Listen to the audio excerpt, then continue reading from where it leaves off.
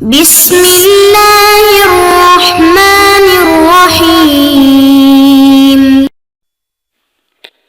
اعوذ باللہ من الشیطان الرجیم وَإِن كُنتُمْ فِي رَيْبٍ مِّمَّا نَزَّلْنَا عَلَىٰ عَبْدِنَا فَأْتُوا بِسُورَةٍ مِّن مِّثْلِهِ وَادْعُوا شُهَدَاءَكُم مِّن دُونِ اللَّهِ إِن كُنتُمْ صَادِقِينَ۔ سامعین محترم، سبق نمبر 68 اور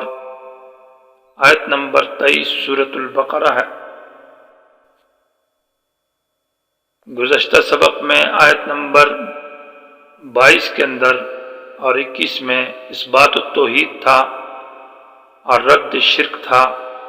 تو دعوی توحید اور اس کے اوپر دلائل عقلیہ 5 ذکر کیے، انفسی اور 3 آفاقی، اور اس کے بعد نتیجہ ذکر کیا فلا تجعلوا للہ اندادا، کہ دلائل کے ساتھ یہ بات ثابت ہو گئی کہ عبادت صرف اللہ کا حق ہے، تو پھر اللہ کے ساتھ کسی اور کو شریک نہ ٹھہراؤ اور نہ بناؤ۔ وانتم تعلمون، اور تمہیں دلائل سے معلوم ہو گیا کہ اللہ کا کوئی شریک نہیں ہے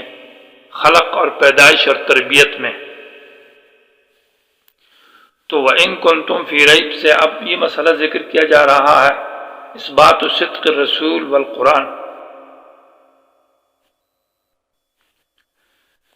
رسول بھی سچا ہے اور یہ کتاب بھی سچی ہے۔ اثبات صدق الرسول والقرآن اس لیے ذکر کیا جا رہا ہے توحید کے بعد کہ توحید کا مسئلہ اس رسول نے اور اس کتاب نے پیش کیا ہے، اور ان میں آپس میں مناسبت ہے کہ جب رسول یہ مسئلہ پیش کرتا ہے تو وہ رسول بھی سچا ہے، وہ کتاب بھی سچی ہے، لہذا یہ مسئلہ بھی سچا ہے۔ کیونکہ جب رسول اللہ صلی اللہ علیہ وسلم نے مسئلہ توحید پیش کیا تو مشرکین نے، یہود نے اعتراض کیا کہ ہم یہ توحید کو اس لیے نہیں مانتے کہ یہ رسول سچا نہیں ہے اور یہ کتاب سچی نہیں۔ وَإِن كُنتُم سے اس کی تردید ہے کہ نہیں، یہ کتاب بھی سچی اور یہ رسول بھی سچا۔ اگر یہ کتاب سچی نہیں ہے تو تم اس جیسی کتاب لے آؤ۔ یہ اللہ کا کلام نہیں ہے، انسان کا کلام ہے، جیسا کہ یہ رسول ایک امی ہے، ان پڑھ ناخواندہ ہے، اور اس نے ایسا کلام پیش کیا ہے کہ جس کو بڑے بڑے فصحاء اور بلغاء بھی اس کا مقابلہ نہیں کر سکتے، تو تم بھی اس طرح کا کلام لے آؤ جو اس جیسا کلام ہے۔ وہ اس کلام لانے سے عاجز آ گئے، تو معلوم ہوا کہ یہ رسول سچا ہے اور قرآن بھی سچا ہے، تو لہذا عبودو کا مسئلہ بھی سچا ہے۔ اس کو تحدی کہا جاتا ہے۔ تحدی کا معنی ہے چیلنج، یعنی قرآن جیسی کتاب فصاحت و بلاغت میں، اعجاز میں یعنی معجز ہونے میں، اور قرآن جیسی کتاب صدق سچائی میں، اور قرآن جیسی کتاب ہدایت کاملہ ہونے میں، غیب کی خبر دینے میں اور مسائل کے بیان کرنے میں، ایسی کتاب تم بنا کر لے آؤ، اپنے علماء کو، اپنے پیروں سے، اپنے خداؤں کو حاجت کرو تو لے آؤ۔ لہذا فرمایا کہ فَإِن لَّمْ تَفْعَلُوا وَلَن تَفْعَلُوا فَاتَّقُوا النَّارَ، کہ تم اس کا مقابلہ نہیں کر سکتے اور نہ ہی قیامت تک کر سکو گے، لہذا یہ کتاب سچی ہے، اس پر ایمان لے آؤ۔ اس کو تحدی اور چیلنج کہا جاتا ہے۔ دوسرا انداز اس آیت کا یہ ہے کہ اس آیت میں مناظرہ ہے۔ یہ جو مسئلہ پیغمبر نے بیان کیا عبودو توحید کا مسئلہ، اس کے اوپر دلیل موجود ہے اور دلیل منزلہ ہے،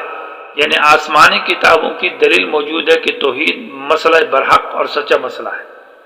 اگر تم توحید کو نہیں مانتے اور شرک کو ثابت کرتے ہو کہ اللہ کے ساتھ غیر بھی شریک ہے اللہ کی صفات میں، تو اپنے اس شرک کے اوپر دلیل منزلہ، جیسے کہ توحید کے اوپر ایک دلیل ہے اور وہ دلیل منزل من اللہ ہے،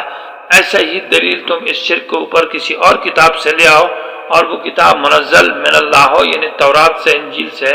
تو ان کنتم صادقین، اگر تم اپنے اس دعوے میں سچے ہو کہ یہ شرک صحیح ہے، اس کو مقابلہ کہا جائے گا۔ گویا کہ آیت کے اندر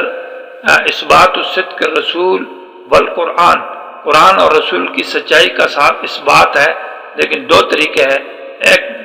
التحدی جس کو چیلنج کہا جاتا ہے، اور دوسرا المناظرہ، یعنی اس میں مناظرہ کیا جاتا ہے، تحدی یعنی مقابلہ۔ تو دونوں معنی آیت کی کی تفصیل کے اندر وضاحت کی جائے گی، الفاظ کی تحقیق کے بعد اس آیت کا حاصل معنی بتایا جائے گا۔ وَإِن كُنتُم میں وَو ذکر کیا ہے اور یہ وَو عطف کے لیے ہے، کیونکہ اس مضمون کا ماقبل مضمون کے ساتھ ربط اور مناسبت ہے۔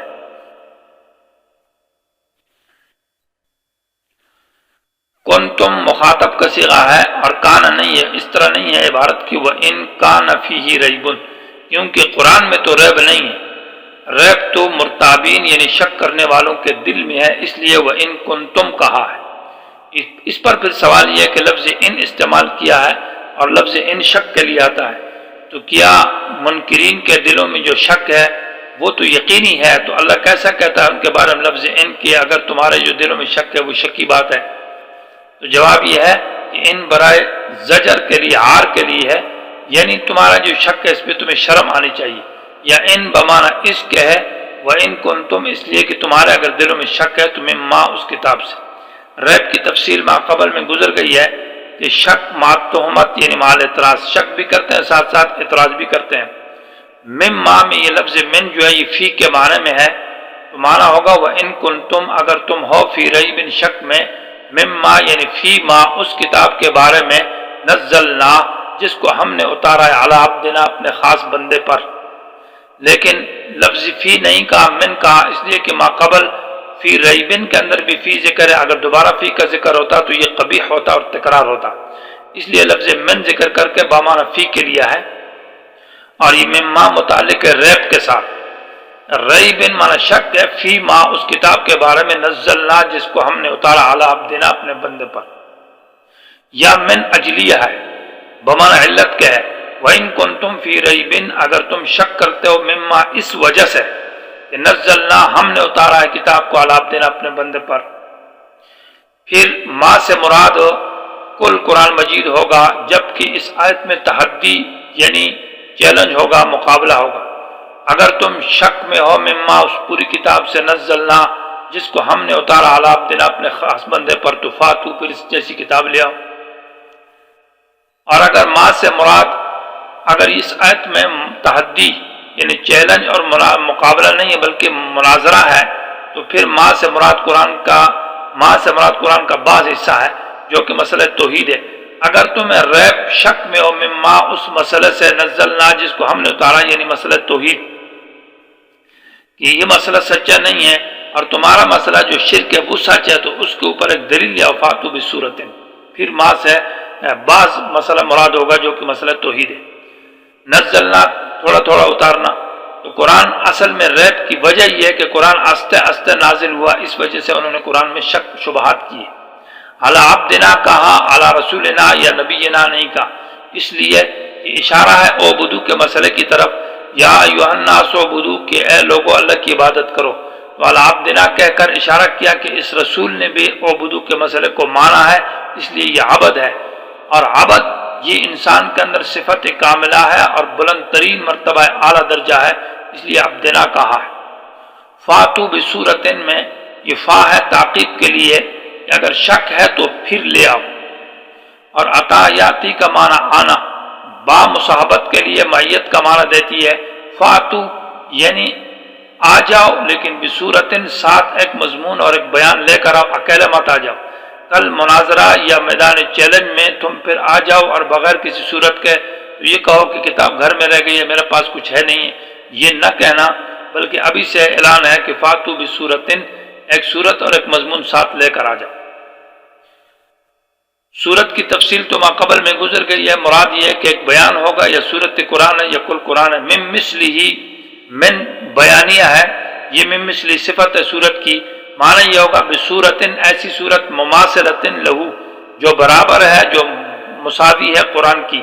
صدق میں برابر ہے، سچائی میں، اور اسی طرح فصاحت اور بلاغت میں اس کے مساوی ہے، اور اسی طرح ہدایت کاملہ ہونے میں، جبکہ یہ اس صورت میں جبکہ مقابلہ اور چیلنج ہو تو پھر یہ معنی ہوگا۔ یا من مثلہ قرآن جیسی ہے، جبکہ مناظرہ ہو تو قرآن جیسی کس چیز میں؟ مماثلت سے مراد پھر نزول ہے، یعنی جیسے قرآن منزل من اللہ ہے، تو وہ جو کتاب آپ لائیں گے جس کتاب سے آپ شرک پر دلیل پیش کریں گے وہ کتاب بھی من مثلی قرآن جیسی ہو، یعنی منزل من اللہ ہو، مثلا تورات ہے، انجیل ہے، اس سے شرک پر دلیل لیا، یہ دونوں کام نہیں کر سکتے۔ مثلی ہی میں ہی ضمیر ما نزلنا کی طرف لوٹ رہی ہے۔ وَادْعُوا شُهَدَاءَكُم مِّن دُونِ اللَّهِ، اور بلاؤ اپنے علماء کو من دون اللہ، جو اللہ کے سوا ہے، ان کنتم صادقین۔ شہداء جمع شاہد کی بمانا تین معنی میں استعمال ہے، بمانا معبود کے ہے، اور بمانا علماء کے، اور بمانا گواہ کے ہے۔ تو ودعو کے معنی میں اگر شہداء سے آلہہ مراد ہو، ودعو کا معنی ہے کہ مدد مانگو شہداءکم اپنے معبودوں سے، اور اگر شہداءکم علماء کے معنی میں ہو تو ودعو کا معنی ہوگا بلا کر لے آؤ اپنے علماء کو، اور اگر شہداء گواہوں کے معنی میں ہو تو تب بھی ودعو کا معنی ہے بلاؤ شہداءکم اپنے گواہوں کو۔